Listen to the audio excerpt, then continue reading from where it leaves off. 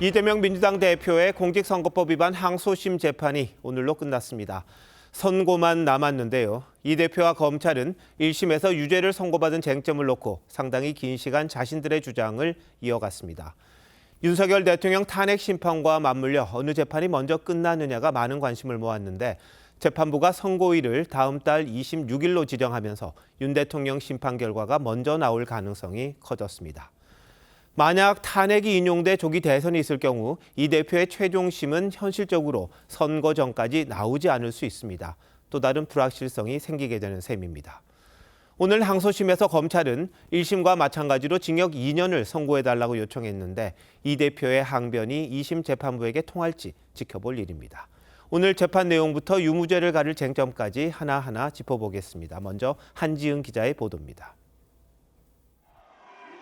이재명 더불어민주당 대표가 공직선거법 위반 결심 공판에 출석합니다.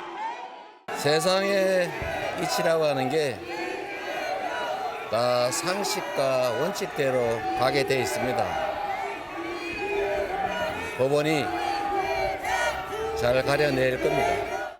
이 대표는 당선 무효형인 징역 1년에 집행유예 2년을 선고한 1심 판결에 불복해 항소했었습니다. 이 대표는 민주당 대선 후보였던 2021년 12월 대장동 사업 핵심 실무자 고 김문기 씨를 모른다고 하고 백현동 부지 용도 변경이 국토부의 협박 때문이라고 말해 허위사실 공표 혐의로 재판을 받아왔습니다. 검찰은 결심 공판에서 이 대표 자서전 중 거짓말 역시 국민과 자신에게 씻을 수 없는 상처를 남긴다. 나는 그런 정치인을 사기꾼이라 부른다는 대목을 인용했습니다. 그러면서 거짓말로 유권자의 선택을 왜곡한 사람에게는 지위고하를 막론하고 공정한 처벌이 반드시 필요하다며 징역 2년을 구형했습니다. 이 대표는 오래된 기억은 안개 속에서 사물을 바라보는 것처럼 희미하다며 100만 도시 시장이 하는 일은 기억하지 못할 정도로 많다고 했습니다. 국토부 협박 발언에 대해선 국토부가 공무원들을 불러서 괴롭힌다고 하니 그렇게 말한 것이라며 다만 협박은 과한 표현이고 압박이었다고 했습니다. 재판부는 다음 달 26일 오후 2시에 선고하기로 했습니다. TV조선 한지은입니다. 검찰은 대장동 개발 사업 핵심 실무자였던 고 김문기 씨를 몰랐다는 이 대표의 발언이 허위라고 주장했습니다. 이 대표는 생방송 중 즉흥적으로 한 발언이고 기억을 허위 사실이라고 처벌할 수 없다는 취지로 무죄를 주장했습니다. 정준영 기자입니다. 지난 2015년 성남시장이던 이재명 대표와 유동규 전 본부장, 고 김문기 전 처장이 뉴질랜드 출장에서 찍은 사진입니다. 김 전 처장과 함께 골프를 친 증거로 제시됐지만 이 대표는 지난 대선 때 조작이라고 했습니다.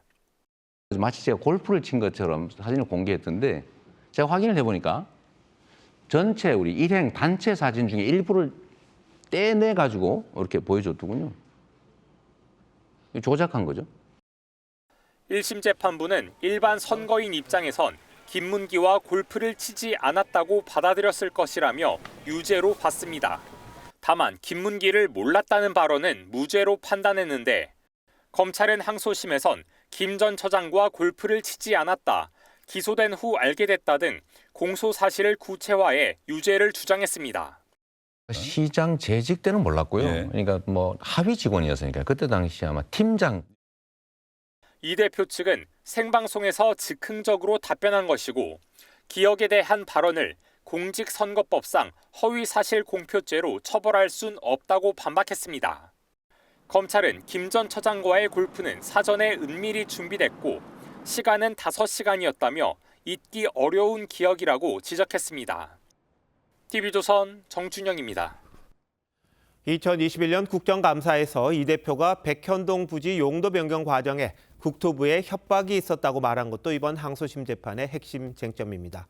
1심 재판부는 국토부 요구가 아니라 이 대표 스스로 용도를 변경한 거라며 유죄로 판단했는데 이 대표는 2심에서도 국토부의 압박을 주장했고 검찰은 담당 공무원 누구도 협박받은 적이 없다고 반박했습니다. 이재준 기자가 보도합니다. 검찰은 지난 2021년 민주당 대선 후보였던 이재명 대표의 국정감사장 발언을 허위 사실로 보고 재판에 넘겼습니다. 만약에 안 해주면 직무유기 뭐 이런 걸 문제 삼겠다고 협박을 해서 1심 재판에 증인으로 나온 성남시 공무원들이 협박은 없었다고 증언했지만 이 대표는 증인들은 검찰이 무서웠을 것이라고 항변했습니다. 하지만 1심 재판부는 용도 변경은 국토부 요구가 아닌 이 대표 스스로 검토해 변경한 것이라 못 박았습니다. 용도 변경은 성남시가 적절히 판단할 사항이라고 명시한 국토부 공문도 유죄 판단의 근거가 됐습니다. 이 대표는 오늘 항소심 결심에서도 국토부가 의무 조항을 가지고 시를 압박하는 입장이었다고 했습니다. 또 국토부가 성실 의무 위반, 비협조 등으로 징계할 수 있어 공무원들이 스트레스였다고 주장했습니다. 검찰은 이 대표는 대장동 리스크가 현실화되자 비난을 돌릴 제3자가 필요했다며 치밀하게 준비해 전국에 생방송되는 국정감사를 활용했다고 했습니다. 또 성남시와 국토부 공무원 23명이 이 대표의 반복 질문에 하나같이 협박도 소문도 없었다고 했다며 협박을 한 사람도 받은 사람도 없다고 했습니다. TV조선 이재중입니다.